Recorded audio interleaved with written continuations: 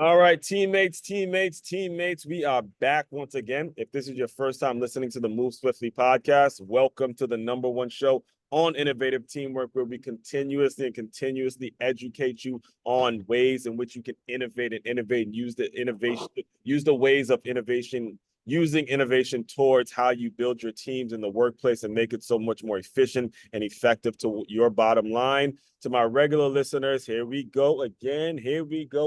Another gem, man. Another gem. Shout out to podmatch.com for reviving the guests back on this show. It is like a revival. I'm telling you, I've been doing so many records. I can't even keep track of all the people that have been on the show lately. So you guys are in for a treat. You guys have been with me from jump. So today, Martin Salama. I mean, let me tell you, here it is. Hey, listen, I have Crookshank, so I know how to do it. Let me tell you, you guys are in for somebody who has seen rock bottom, has lost everything, has got to see things from the bottom up, and is not walking around with the bitterness, not walking around with excuses, has made it so he has built his life back up to do something really incredible. And what really drew me to your work actually was the acronym Warrior Life, seeing that my youth football program was the Warriors. I think we actually talked about that a little bit. So with all that, I don't want to make the intro too long because I can. Why don't you just kind of introduce yourself and give us a little bit about your background and, welcome to the show, man. Yeah, man. Thank you so much. I'm excited to be here with you. That's fun. And you said a lot of great stuff about me, a lot of interesting things about my ups and downs in my life, which we'll get into for sure. But here I am. I'm 61 now, 61. And when I turned 60, I told my kids I'm at the halfway point of my life. I Amen. got another 60 to go. Amen. And Amen. they're like, who's taking care of you? I go, you are. Right. But anyway, so yeah, I've had my ups and downs, and I'm happy to say that I learned that the roller coaster of life really has great ups and great downs, but it's all based on how you are allowing it to affect you. Right. And I've taken those roller coasters and made them into baby coasters now. So, and that's all by my shifting my mindset from the world is falling to what can I do to calm the seas. Right. So when I said Warrior Life, it's actually an acronym that you came up with. Life is actually the acronym. So can you just kind of go in a little bit about the acronym, what it is, and then sort of kind of explain what got you to that point? Because I actually have an episode on this show that's titled Power of Acronyms, and I'm a big acronym guy because I love the fact that it teaches kids that there's more than one meaning to a word. So, I'll let you break that down. Then I am in the right place. All right. Because I've got a ton of them. But what happened is one day I was loving what I was doing in my life personally. At the time, I was a divorce recovery coach, and I was looking to expand what I was doing. I was looking to get to a greater, make a greater impact. And I was doing something that I was never very good at because I'm ADHD. I was meditating. Okay. Because you imagine I'm ADHD guy meditating. Right. My brain's all over the place. I don't know how anybody can calm their brain and not think about anything for a minute, let alone 10 minutes guided. So I was doing this meditation with a guided meditation, and I had this download of information that I loved my life, and I wanted to show other people how to do it as well. So after I finished meditating, I wrote for about 2 hours, and I created this acronym for the word life, and it stands for live incredibly full every day. And for me, it has a double meaning. It means you should be happy and you should have a meaningful life, right? Because it's easy to say, okay, I'm happy. That's self-love, self-care, even selfish. But are you having a meaningful life? What are you doing that's selfless? What are you giving back to your family, to your community, to the world? You could be happy with no meaning, and you could be meaningful with not happiness. So if you're living incredibly full every day, you got both of them in there. So what's going on? So again, like you, I've come up with quite a few acronyms, but I know that it was coming from a place where I was going through something. Like when I came up with the acronym that started this show, actually Swiftly, Skilled, Well-Informed Front Team, and You Lift Yourself. That's the acronym for Swiftly. I was in a situation where I had to do everything at this particular gym I was working at. I had to train the people, I had to sign up the members, I had to help with the cleanliness of the gym, I had to pretty much do everything. What was going on in my life was like, look, this is just my life this is what I'm going through. So I'm going to create an acronym that can help me connect with an audience. What was actually happening in your life? And you could go, far as back as you'd like. All right, cool. What's happening to have such an impactful acronym, because that is powerful. That is a very, very powerful one. And I love how you make sure you make the note that, hey, it's about selfless love. It's not about just because there's a lot of shit that can make people happy that is very selfish. That's coming from a selfish place. But Yeah. the selfless happiness is a great caveat to make sure people understand that that's Right. important too. Thank you. Thank you. So, let's go back just a few years to 2008. Now, that was a fun year in the world. Yeah. We had a financial crisis. I remember that year specifically. I was growing up in Maryland, so Obama's in office, man. They got some color in the office and everything. So it was a great year. I tore my ACL and I was going through it that year. Yeah, but he wasn't in office yet, right? Yeah. He came in office in November of 2008. Right. Right. And he didn't actually take office until 2009. 2009, right. Right. So, and what helped him get elected, it wasn't the only thing, but the economy crashed in September. Yep. Thanks to Bernie Madoff, the subprime loans. And just like that, we were in a recession. You're right. Right. And that definitely helped him. I'm not saying that was the only thing. He had a lot of great things going for him. Yeah, actually, I mean, listen, and I hate to talk politics on this show, but I'll just give you this quick one. Is when he was giving his speech, no, not him, it was George, I think it was George, no, John McCain was giving the speech. Yeah. And I was listening to my father, he pays attention to this stuff.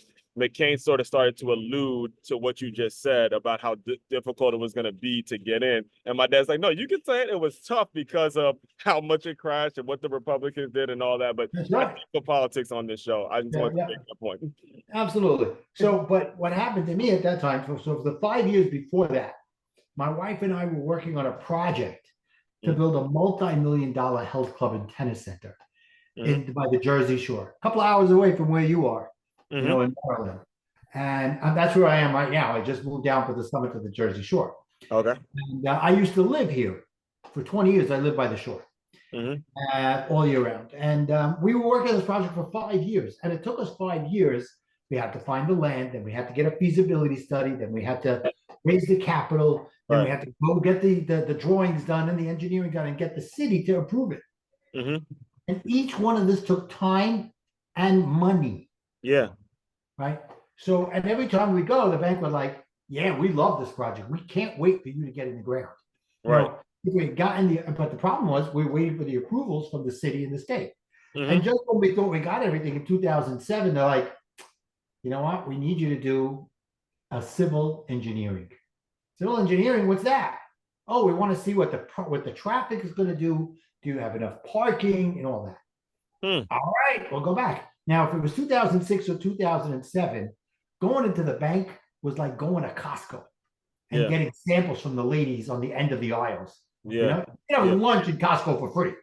Right. But and you could walk into the bank in those days and they were giving away money. Right. And I actually refinanced my house a couple of times during that time.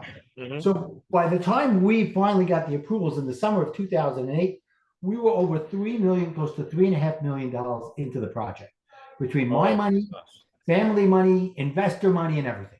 Right. We go to the bank, we're like, we finally got all the approvals. Yeah. Yep, we're not lending right now. I'm like, what are you talking about? Are you serious? After 2 years? Well, yeah. Huh. They go, well, things are slowing down. We're not lending that quickly. Then this was August. A month later, paid off subprime loans. I lose everything. I mean, everything. I stopped paying my mortgage. I stopped paying my car payments. A couple of months later, my son tells me, Dad, look outside. They were towing away my BMW. That's what happens when you don't pay your bills.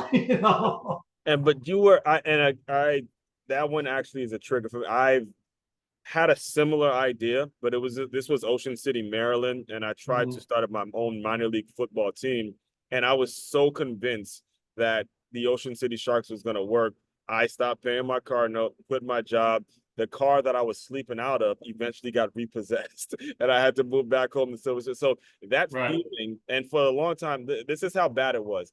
For the longest time, they were looking for me, but I was sleeping out of my car in Ocean City, Maryland. So by the time I got back to Silver Spring, there they were taking it, and it was absolutely heartbreaking to see that. I truly resonate with you. It is one of the worst pains you And can possibly go through. Now, I didn't have kids. I was 25 when this happened. right. I could only imagine what it's like to have a For my family. 18-year-old to see the car Right. being taken away. Oh Right. my And God. I That's run tough. out to the car. I'm like, wait, stop. No, you didn't pay your bill. Well, can I get my stuff out of the car? No, man, you lose it all. Wait, but it's not yours. I don't care. Yeah, they just got to do what they got to do, right? They gotta do what they gotta do. And you know, that's their job. Yeah, Right? So eventually the house got foreclosed on. right. Okay. And I went into a major depression for about a year. Now, I happened to be lucky in terms of what state I was in when my house was foreclosed, because New Jersey, like most of the rest of the states, had a ton of foreclosures. So by the time they got to me and said, okay, we're going to move on the foreclosure, it was 8 or 9 years later. You know, so it was a little crazy, but that's part of my story, which I'll get to in a minute. Yeah. So here I am. I'm in a depression for a year, Yeah. and I can't even lift my head for the first month or so. Right. What the hell is happening? I can't believe I gambled this way. But that's what entrepreneurs do. That's what businessmen do. Yeah. And I felt like it was a calculated risk. Mm-hmm. You know, I had the bank, I had the investors, I had everybody. I was like, who knew that the world was going to fall apart? Right. And before you go further, I want to make sure we get this point. You were doing this project out of the goodness of your heart. I mean, and you could correct me if I'm wrong. It wasn't a big, oh, I want to make a bunch of money from this project, but it was actually, and obviously you want to pay bills, you want to generate revenue, you're not stupid, but this was not something where it's like a get rich quick. This was actually something good for the community that they would have been able to use, that they would have been like Jersey Shore would have loved this. So I want to make sure we make that point for you listeners, is when you're going out and doing business, it has got to come from the heart. It is not about I'm going to grab a bunch of money real quick. That is not how you do business. I know that's the way it gets portrayed on TV, but the real businessmen, the real winners, the real entrepreneurs, they actually are coming from a good place. So I want and it's interesting how that happened. You know, right. Since you brought that up, my wife, so it's 2002, 2003 when we started. It's about 2003, 2004. And I just closed the business. And my wife comes to me and she says, I know you're looking for something to do. And I've been playing tennis, and the only time I can get court time is 9, 10 o'clock at night because there's so limited tennis courts. Right. So that started it, you know, and there's no question I was looking at it. Oh, wow, what an impact I can make on the community. But on a deeper level, it was me wanting to make my wife happy. Right. Right. Because I got to tell you, Aswan, I am not an athlete. You could actually call me an athletic supporter. Athletic supporter. Well, it's something, an athletic supporter. Good point. So the irony was, I was doing something that was out of my comfort zone, but it made sense, and the numbers made sense, and what I was going to do was going to be beautiful, and I would have made some great money. But as you said, it would have been great because we were thinking about putting an area for the kids when school is over, so the parents can bring the kids, and we could do tutoring for the kids, or have a homework area for the kids. All these things were involved in it, and we were really looking forward to it. And we put everything into it, our heart and soul. Yeah. Literally, and every penny we had. So here we are, and the world falls apart. We lose everything, and I got to figure out what I'm going to do. I got to pay back the loans. I've got to whatever. Yeah. So about a year later, I'm going through some therapy. I'm going through some coaching. I say to myself, you know what? This is the first time in my life that I can do whatever I want to do. So what is it that I want to do? Wow. Because I don't have the money to go and do things that, like, my wife came up with this idea, blah, blah, blah, all that. And I started thinking about my life and the things that I love doing. And one of them, I was always involved in community events, community organizations. As a matter of fact, I'm very proud to say I'm the founder and the first president of the first synagogue in Eatontown, New Jersey. built it from nothing. And now there's over 400 families that go to that synagogue, and they're expanding. And Yeah. I'm not even involved with them anymore. They had me come back for the groundbreaking expansion, and they spoke about my vision and all that thing. And for me, that was my way of leaving a legacy for my Yeah. children, for my community, on that level of what we talked about being meaningful. Right. Right. So here I am, and I'm like, okay, I love doing that. But what was it about it that I loved? I loved being the leader. And as a leader, people would come in and say to me, I can't do what you're doing, Martin. I'm like, well, I don't need you to do what I'm doing. Mm-hmm. You know, I need you to shine in what you're good at. Mm-hmm. And I'm like, well, I don't know what I'm good at. So I'd have a conversation with them. And as I started to realize I was coaching them, and they would come in and they'd say, okay, I can do this many hours. I said, great. Whatever you can give me, we take, we'll love it. And I would develop leaders from what they were good at, because I was a good leader and I to find out I was a good coach too. Exactly. So I started looking into becoming a life coach. Right? I got you. So one led to the next, and that's where it took me. Right. How can I serve? How can I use my gifts, being a good listener, intuitive, a leader, a coach, and all that, and put it all together and do something with it? And I started looking into coaching, life coaching, and I found a great place to go to. And so this was about a little over a year after the place closed. And I go to the place. It happened to have been located right near me, even though it was a national and international thing. Its headquarters were located 2 miles away from me by the Jersey Shore. Yeah, there you go. And I go and I tell the guy who's the CFO, I want to join this. I want to take this course. It's a lot of money that I don't have. He says, well, you could go and get financing. I said, nobody's financing me. Yeah, I know that feeling, boy. You gotta climb back. It's some kind of So I told him, listen, I really believe this is my calling. Let's come up with a number I can pay directly to you every month. And let me do that. He says, okay, you got a deal, except you don't get your certification until you're paid off. I said, fair deal. Right. Fair deal, So did that and started paying him $300, $400, $500. I don't know exactly what it was, but I paid him every month. Right. But before that, so now I'm about to go in. And it's about 2 months before the coaching training starts. And it's my 24th wedding anniversary. And I got a very interesting gift from my wife that day. She said, I want a divorce. Jesus. Jesus. I mean, when I talk about hitting rock bottom, again, I make sure I preference it by saying I was 25 years old. I was still under my parents, kind of living under my parents' rules. I tried something, it didn't work out, but I always preference it by saying I didn't have responsibilities. I wasn't married. I could afford to take these risks and lose everything. But when I hear stories like yours, it puts my hitting rock bottom into complete perspective, because that's a lot. Okay. Yeah, but that doesn't minimize what your rock bottom is. It doesn't minimize your own. Yeah, it doesn't minimize, but I want to make sure it preferences it, and I want to make sure that people understand the weight and the impact of everything you lived through. You already thought you already were on that side of life where it's like, I want to build this. And again, you just said it. You guys were about to build a business together, and then 25 years or 24 years in, now all of a sudden you want a damn divorce. So yeah. So and the thing is, I listened to you before. As you grew, it's amazing, and I don't want to spoil the story for the listeners, but it's amazing how you were able to find the kind of the silver lining in that. So I'll give you the mic before I thank you. I appreciate it. And thank you for listening to some of my I enjoyed it. So you could imagine my feeling at that moment.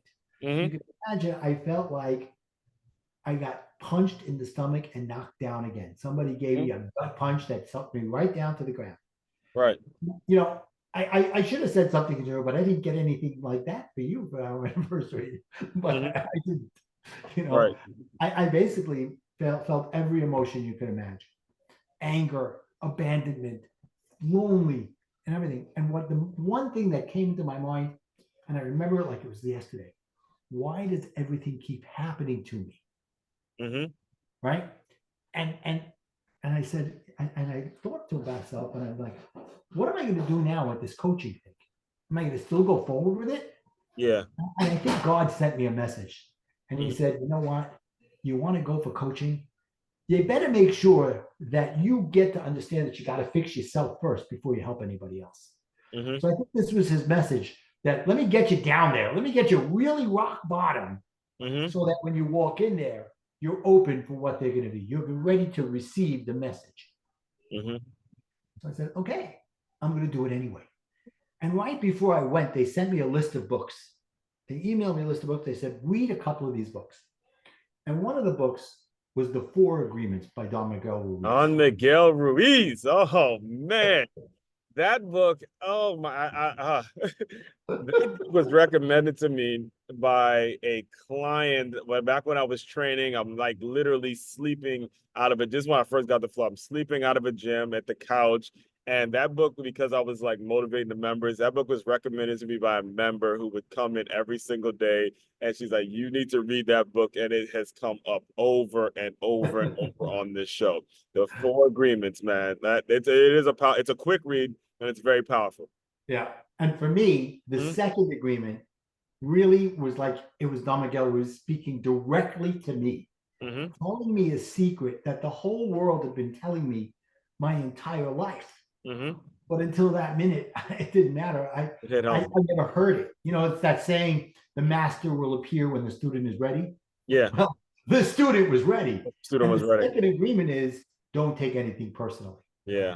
And that was what I was doing my entire life, Yeah. Mm-hmm. you know, and it got me. So I went into that weekend, Mm-hmm. that first coaching weekend, and I went to a top school, top training, and they said, you don't have to be who you think you have to be or who anybody else thinks you should be. Mm-hmm. You could be whoever you want to be. Mm-hmm. Nobody ever said that to me in my entire life. Hmm. Right? This is what you're gonna do. Mm-hmm. Right? That was the head. And I was like, yes, sir. To my dad, to my mother, yes, ma'am, whatever. That's what I did. And that started to unravel that I was a people pleaser. Mm-hmm. Now, most people pleasers tell you, I'm not a people pleaser. I just like making everybody happy. Right. They don't want to admit. It's a tough thing to admit. But for me, what I found out is that as a people pleaser, I took everything personally. I felt like the world was on my shoulders. I was a control freak, right? I got to make sure that it goes right because I want it to please everybody. Mm-hmm. I needed the recognition. I needed everybody to say, wow, Martin, you're doing a fantastic job. And when all those things didn't happen, I had a very short temper. Mm-hmm. And I would explode, kind of like a nuclear reactor. Right. And I'd leave fallout all over the place. So when I heard this and went to that weekend and remembered what Miguel Ruiz said, don't take anything personally, it was the beginning of the light opening. But I also understood, they said, don't think that just because you got this now, tomorrow you're saved, you're cured. It takes work. It takes time. And by the way, on the Four Agreements, speaking about football, you talked about football and all that. Mm-hmm. Do you know that there's a football player, one of the greatest football players of all time? And by the way, I'm a Giant fan. Let me just say that. Okay. One of the greatest footballs of all time says the Four Agreements is his mantra every single day. Tom Brady. Tom Brady. Tom Brady. Every single day says, I repeat. That's my mantra, the Four Agreements. I didn't know that. Yep. I didn't know Be that. I thought impeccable I with knew your a lot words. about Tom Brady. I had no idea. Be impeccable with your word. Don't take Yeah. anything personally. Don't make any assumptions, Mm-hmm. and always do your best. Always do your best, right? Right?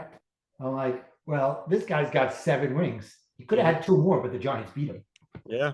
Just saying, man. I grew up a Redskins fan, and I went to Stony Brook with a lot of you Giants fans, and I had to shut my ass up. I want to talk, and I am a shit talk. I argue about sports all day. I can be on First Take if I wanted to, but when it comes to my hometown Commanders, Redskins, whatever the hell it is they want to call themselves, I have to shut up because there's nothing they've done. I've watched one playoff win the entire life.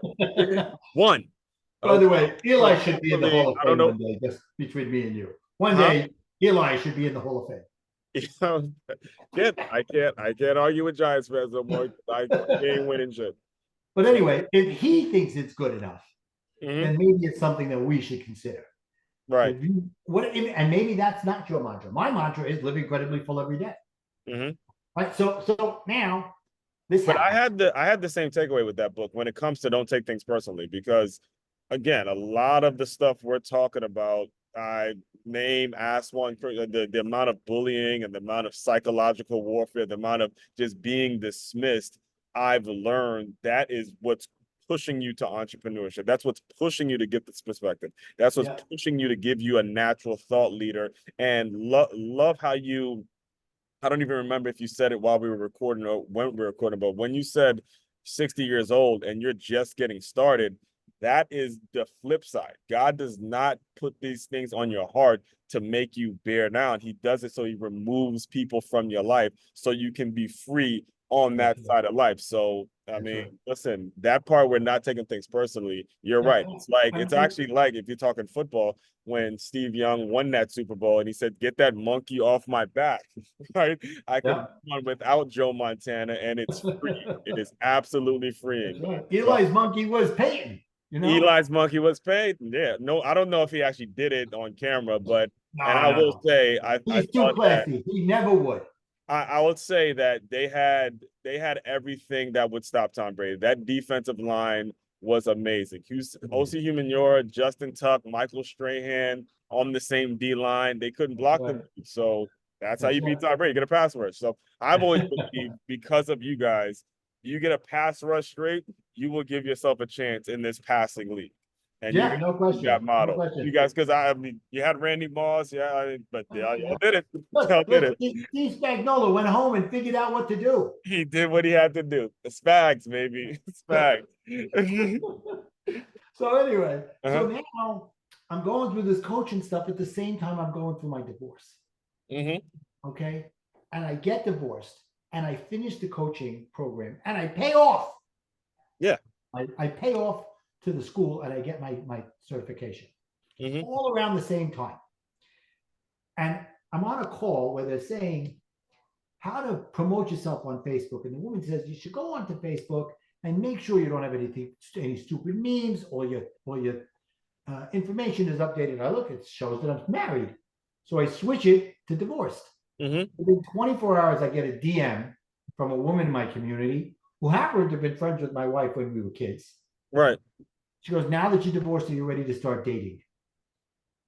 I'm like, Kelly, you're married. She goes, not me, you idiot. Right.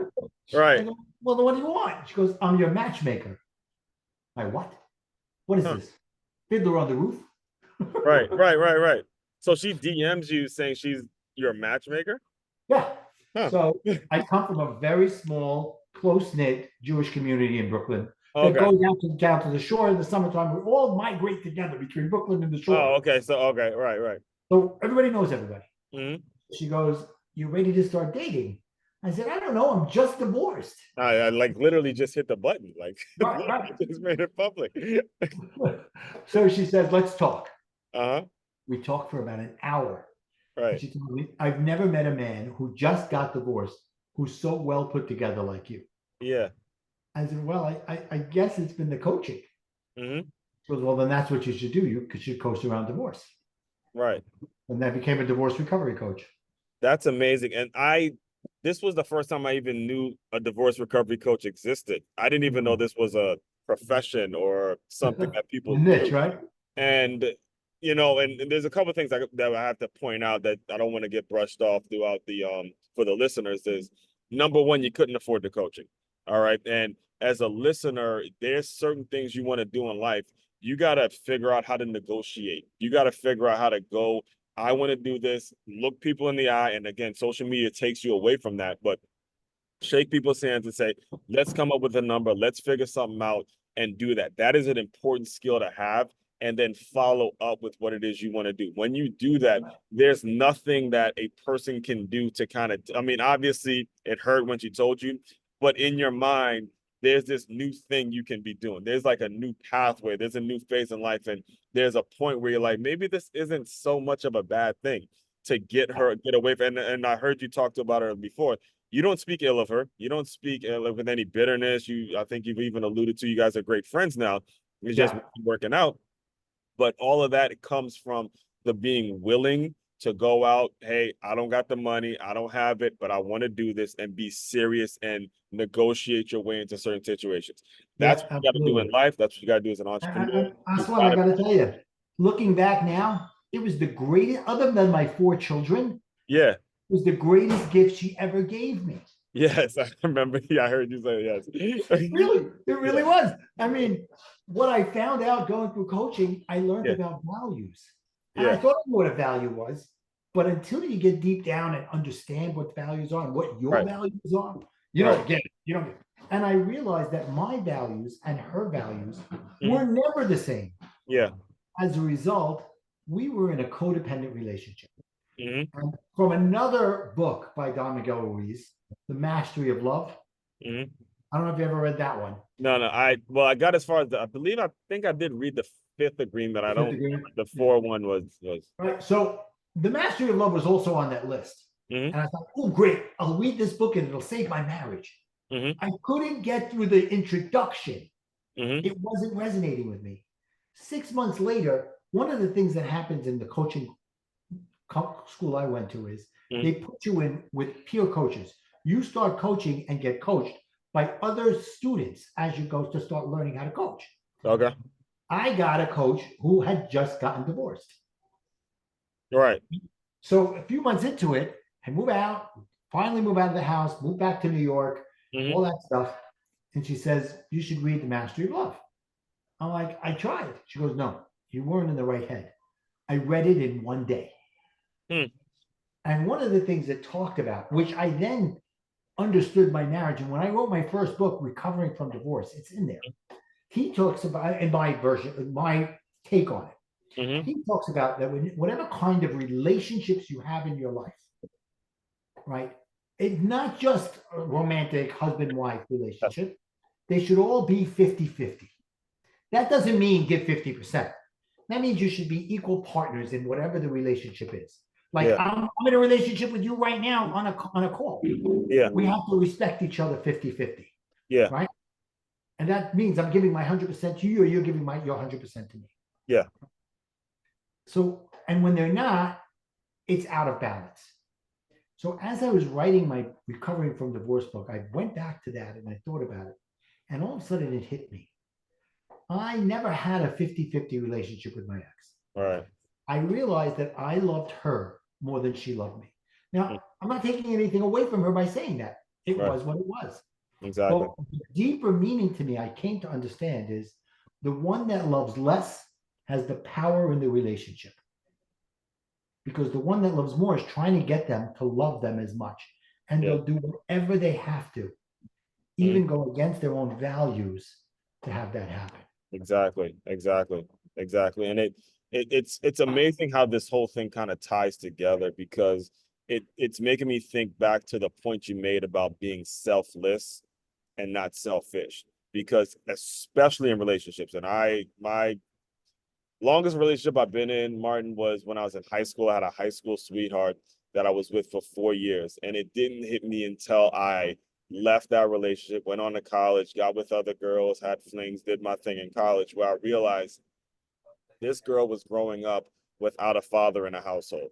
Now, I personally have grown up with it felt like about 6 or 7 different fathers. All right. Aside from my actual father being up my ass about every single decision, I had 4 uncles. I had football coaches that were like drill sergeants. I had teammates. I had so many different fathers. And I realized she was using me to fill that void at the fact that her father wasn't around. And when I allowed myself to feel the pain of that, it just being used for to fill a void, that allowed me to say, I will never put myself in a situation like that again.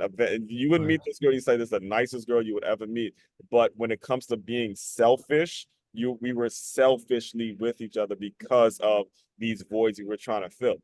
And Right. this can happen, like you just said, without the romantic aspect to it. you become that people pleaser. You have that disease to please, because if you get in a habit of constantly having this selfish mentality with relationships, it affects your business. You're going to just get in a relationship just for the money. Somebody's going to buy you out, take away everything you build, and you're not going to know the right situation. So these are habits that can Right. ruin you over and over and over again. And 100%. you'll see it repeat over and over and over again, man. So 100%. I 100%. yeah, and that's what I'm saying. And the reason I'm bringing all this up is because I do want to make sure we talk a little bit about, not, you already mentioned the first book, but the next book that you put out, which is Yeah. primarily helping entrepreneurs. And as an entrepreneur, the definition of an entrepreneur pretty much is you eat what you kill. All right. You got to go out and you got to go out, take your risks, make your sales, and everything around you has got Right. to be ticking on point. So, you can go ahead and kind of speak on that a little bit. And, Yeah. So we talked about the life concept, right? yeah, So this and that's happened part a of it. few, yeah, Yeah, 100% is a big part of it. yeah. So that life part came a few years after I was doing my coaching and all that as a divorce recovery, and I had that epiphany when I was meditating, and I put life into it. And by the way, during this time I was dating, right? I would go out on these dates and I would ask women questions. They were being interviewed about their values, but it wasn't like, okay, let's have an interview. It was having a conversation Yeah. to see, do they match with what I'm looking for? Yeah. No, yes, no, no, no, no. Okay, next time, next one, next. And then one day, Kelly calls me up. Now I'm in the system, her system, for Right. about 4 or 5 years by now, right? Uh-huh. And a lot of the reason why I was because I financially wasn't ready to move forward. Yeah. There was a woman I was dating who was great, but I couldn't fill the needs she needed. Mm-hmm. So we left, we parted great friends Yes. after we dated for a year. Mm-hmm. You know, so she calls me up one day. She goes, Martin, I've got a woman you got to take out. I'm like, well, tell me about her. So she starts describing her list. I go, we come from a small community. I don't know this girl. I don't know this girl. She goes, well, you know Ralph and Cookie? I go, yeah. Ralph is friends with my sister Linda, who's 10 years older than me. Yeah. Cookie was friends with my sister Nancy, who's 7 years older than me. Mm-hmm. Yeah, I know them. They're like my contemporaries. Right. Kind of. She goes, oh, it's their daughter. Their daughter. Their daughter, yes. Their daughter? Right. Well, how old is she? Oh, she's about 15 years younger than you. 15 years younger. There you I'm go. like, man, if she wants to go out with me, I'm.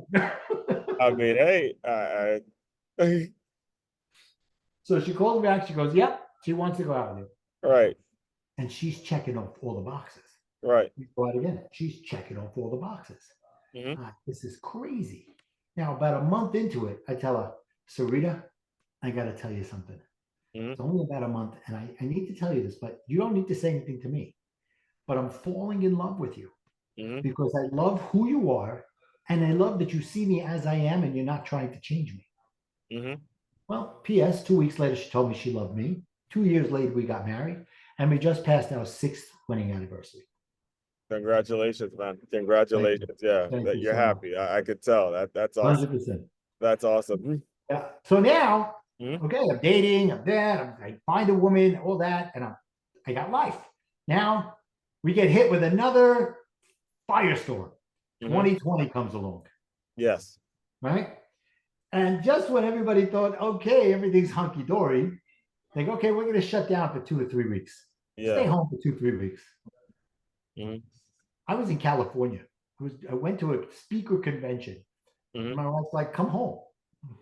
And Rudy Gobert they just announced Rudy Gobert is COVID, and they're shutting down the NBA. Yeah, and I remember the interview. He's pretending to touch stuff and all that. Touch the I'm mic. in California watching that day. So that day I was, because I didn't really know what it was. I wasn't paying attention to it. But my mom called me, and because I had just put my book out too. But my mom called me and she goes, "Yeah, I have some news for you." And I'm thinking a family member caught it, and she goes, "Yeah, so I was talking to somebody about your book, and they didn't like the way you said this." I'm like, I'm thinking it's about a COVID thing, and she's talking about some maybe not 5-star book review that I got and all that. So, yeah, you're right. That was it. That was a scary time. Yeah. So we all locked down, right? And I fly home, And I walk in the door, and we don't know what the hell's going on with this thing, right? So I stay for the weekend. I take the red eye home. The flight is 3/4 empty. They bump me up to business class because the whole plane. Yeah, because right. I'm like, and people are walking around with their sanitary wipes, cleaning the. Yeah, because we. I'm like, okay, give me one. No one knew what was going on. I remember those days. So I walk in the house, and she says, "Take your clothes off." I'm like, "Okay, here we go." She goes, "No, put them in the wash. Sleep on the couch. Yeah. Don't come near me because we didn't know what was."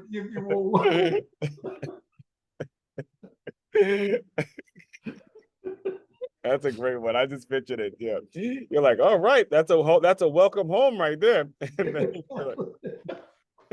So now we're shut down. The Right. kids are living. The kids are home. She's home. I was working from home. Yeah. I could Zoom anywhere. I was Zooming for years before COVID hit. Yeah. Right? And it's now May, and we're still shut down. But I got to tell you, Oswan, every day I found a reason to go out, shopping, go for a walk. I put the gloves on, put the mask on. I went out. But I thought it was important to stay active during those times. I mean, I would still work because I mean that's how you protect yourself from it, is actually working out, staying active. Right. And my wife and I would go walking 2-3 times a week for an hour at least.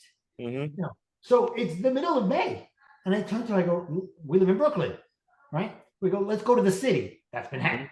If anybody don't know, Brooklyn is a borough of the 5 boroughs of Manhattan. Yeah. When you say you go to the city, you're going from Brooklyn to Manhattan. Yeah. People say, aren't you living in the city? Oh, yeah, but not really. You know? Exactly. Yeah. I spent a lot of time in Brooklyn, so I know what you mean. So we drive to the city. Imagine, do you know what it's like to drive down Fifth Avenue at any time? It's like a parking lot. Yeah. Well, that Sunday, I drove straight down Fifth Avenue without missing a traffic light. Yeah. That's how empty the streets were. Right. And it's May. And I turned to my wife, I go, where is everybody? Wear your mask. Put the stupid gloves on. Stay 6 feet apart. Go outside. And it hits you guys really hard, really hard. Yeah. New York got hit. And I'm like, what is everybody so worried about? And then I realized the last 10, 12 years, my divorce, losing everything. And also I went on a whole weight issue. Okay, where I was the heaviest I ever was, and looked in the mirror, turned around and changed my mindset, changed my thing, and started exercising, lost 65 pounds in 9 months. Yeah. And I was like, I get it. The last 10, 12 years had prepared me for anything. Yeah. Because I can get through anything. So I got onto Facebook and I said, guys, I get it. I understand what's going on. I know why you're worried. And let me show you how you can go from being worried to a warrior. Wow. That's a huge one. Right. Wow. So that's where the warrior's life came from. And by the way, Osman, I do have an acronym for the word warrior. Please share. And you mentioned I wrote a book, but I also have a card deck. Wow. All right. Which is the book in little snippets, plus a little more here and there.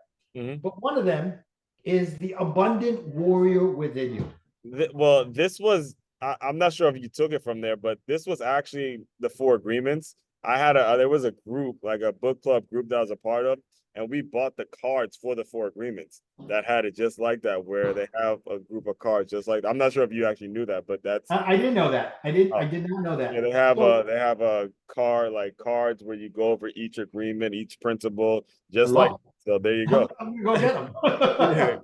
I'll make sure I send them to you, man. All right, man. So warrior, W, wisdom, seek wisdom. Always look to grow. Oh, you never know everything. Yes. There's always something new to learn. A is actually 3 A's. Ask, act, attitude. Ask is the law of attraction, right? You think, okay, the law of attraction, I think about it, it happens. That's the foundation. You got to go deeper. So you ask the universe for what you want. It could even be as simple as, I just came up with an idea in my head. That's an ask.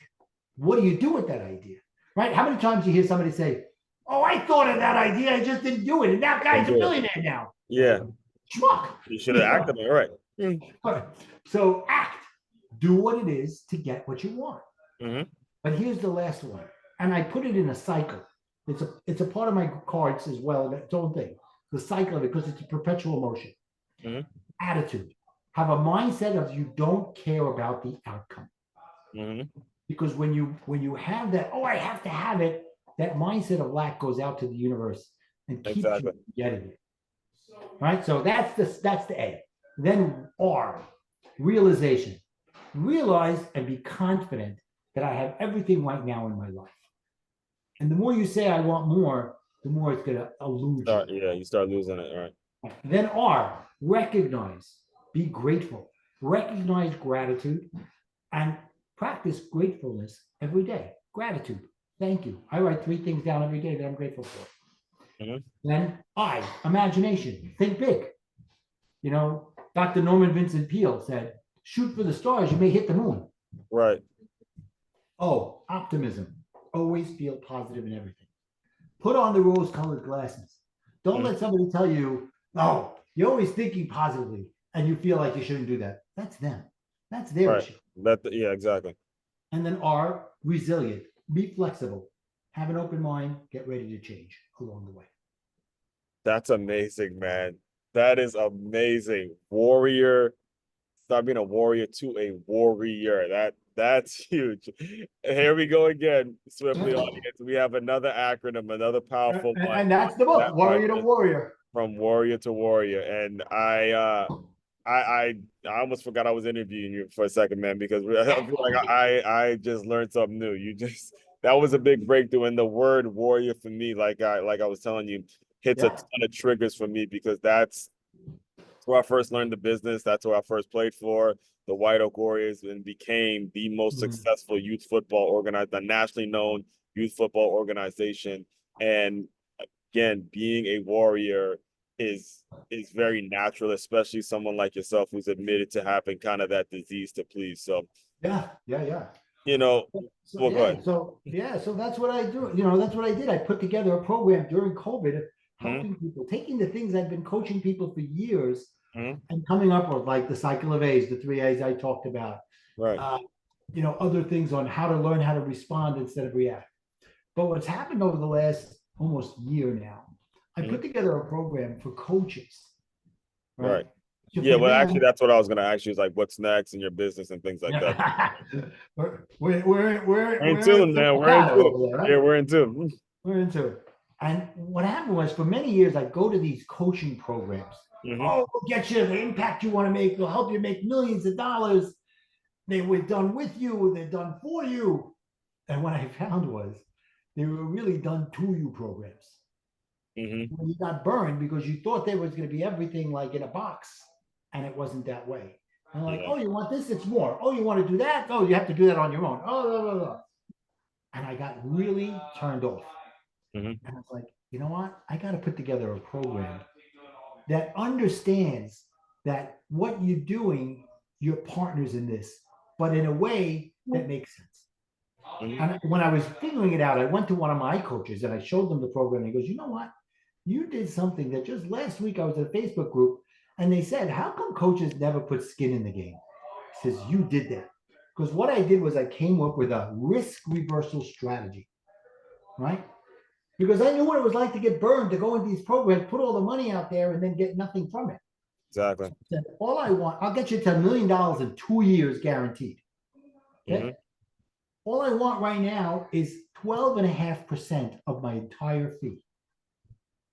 And then you don't pay me again until you're making money. So you're making money, right? You're paying me from your profit, from the money you're making. Right. Because now, how motivated am I to get you to the first threshold? I want to get paid, but more importantly, I want to build a relationship with you. And you want to make the impact, make the money, make a difference. Right.